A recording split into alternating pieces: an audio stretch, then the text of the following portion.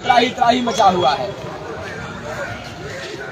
पूरे देश की जनता भयभीत है। साथियों, जनता के दुख दर्द को समझते हुए मौलिक अधिकार पार्टी के माननीय शास्त्री जी ने यह तय किया कि हम धरने के माध्यम से सरकार को चेताने का काम करेंगे, उसकी बंद आंखों को खुलवाने का काम करेंगे। मौलिक अधिकार पार्टी का प्रमुख मुद्दा है जो रोजगार की गारंटी है वो होनी चाहिए, क्योंकि वो संविधान में राज्य के नीति निर्देशक तत्व में लिखा गया, लेकिन 77 वर्ष में जनता को बताने का काम किसी ने नहीं किया। और अगर वो अनुच्छेद 39 था और गा लागू कर दिया जाए तो 100%। लखनऊ के इको गार्डन में मौलिक अधिकार पार्टी का जन समस्याओं के आधार पर एक दिवसीय पदाधिकारी धरना। वोटर के खाते में 13,500 रुपए में से कम शुरुआत में 4,000 रुपया प्रति वोटर को देना चाहती है। साथियों, जब यह देश में मौलिक अधिकार पार्टी ने घोषणा पत्र के माध्यम से देश के असली मालिक मतदाता को पहुंचाने का काम किया तो देश की सरकारें हिल गई, भयभीत हो गई। लेकिन उनकी मिली भगत से इस योजना को जनता पूरी तरीके से जान ना पाए। इसी के स्थान पर 500 रुपया महीना करके 4 महीना का 2,000 रुपया देने का काम किया और देश में ढिढोरा पिटवा दिया कि हम साल में 6,000 रुपया दे रहे हैं। कहीं जनता 4,000 प्रति वोटर लेने के लिए मौलिक अधिकार पार्टी के साथ जाए, इसी को दबाने के लिए सारी योजनाएं, सारी षड्यंत्र इसके चल रहे हैं। और साथियों, ये जो भी आरक्षण की महिला आरक्षण की बात चल रही है, ये आरक्षण तो देना चाहते हैं लेकिन वर्गीय आधार पे नहीं देना चाहते। अगर इस पे हमारे शास्त्री जी सजग नहीं होते तो ये गारंटी से पास भी करा देते, क्योंकि 10% आरक्षण ये 3 दिन के अंदर पास करा दिए।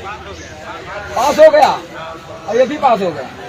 लेकिन मौलिक अधिकार पार्टी चुप मतलब रहने वाली नहीं है। जब तक वर्गीय आधार पर बंटवारा नहीं करा देती, मौलिक अधिकार पार्टी चुप रहने वाली नहीं है। किसी भी कीमत पर मौलिक अधिकार पार्टी ये अन्याय जो बर्दाश्त नहीं करेगी। मौलिक अधिकार पार्टी जिंदाबाद।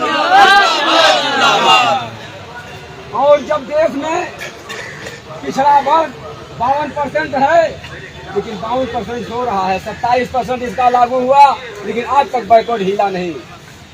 ठीक है, हिला नहीं साथियों, लेकिन इसमें पिछड़ा अति पिछड़ा है।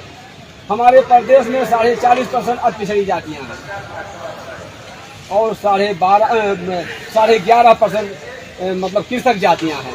तो इस मतलब बंटवारे को, इस आरक्षण को मतलब बांटा जाए, एकदम पृथक कर दिया जाए कि अति पिछड़ी जातियों का आरक्षण 40.5% और जो है कृषक जातियों का मतलब 11.5%। ये मौलिक अधिकार पार्टी नाइंसाफी नहीं करेगी। ये जितनी जिसकी हिस्सेदारी उसकी उतनी जो है भागीदारी होनी चाहिए, मौलिक अधिकार पार्टी की चाहत है। और वोटरशिप तो पूरे देश में मौलिक अधिकार पार्टी बताने का काम कर रही है। जो संविधान के अनुच्छेद ख और ग में निहित है उसको बता करके रहेगी। और ये कोई भिक्षा नहीं है। मौलिक अधिकार पार्टी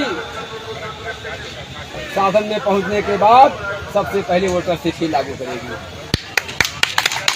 और साथियों देखिए, बहुत ही गूढ़ तरीके से बीमारी को मतलब बता करके पढ़ाई, कमाई, दवाई और चलने के लिए चलाई भी हमारी जनता चलने लायक नहीं रह गई। आज ये भीड़ जो कम दिखाई पड़ रही है, ये चलाई लायक नहीं रह जाती। नहीं, आज इको गार्डन 10 इको गार्डन बनाए जाते फिर भी जनता जाके फंस जाती अगर चलाई उसके पास होती। लेकिन जनता चलाई के लिए नहीं, मतलब चलाई काबिल नहीं है, पढ़ाई काबिल नहीं है, दवाई मतलब किसी के 77 साल में जनता को काबिल नहीं बनाया गया। वो राशन खरीदने लायक नहीं हो पाई, अपनी मर्जी से राशन खरीद के नहीं खा सकती, अपनी मर्जी से दवाई नहीं करा सकती, अपनी मर्जी से जिस स्कूल में चाहती पढ़ाई नहीं करा सकती। मतलब सारे सिस्टम पे ये फेल कर दिया है।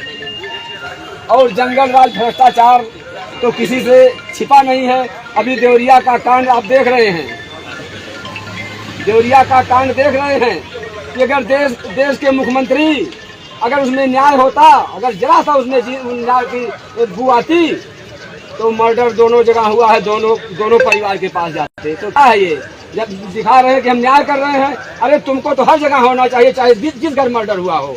और सबसे पहले तुमको देखना चाहिए कि मर्डर किस कारण से या कौन इसको प्रेरित किया। सबसे पहले दोषभागी है जिसने पहले मर्डर किया। अगर सबसे पहले मर्डर न किया होता तो आज देवरिया के हादसा नहीं होता। तो इस दोषभागी को मौलिक अधिकार पार्टी राष्ट्रपति को लिखेगी कि ऐसी भ्रष्ट सरकार को तुरंत 24 घंटे के अंदर इसको जो है निरस्त कर दे। और ये इसकी चाहत है, एक देश एक चुनाव चाहती है कि छोटी छोटी पार्टियां खत्म हो जाएं।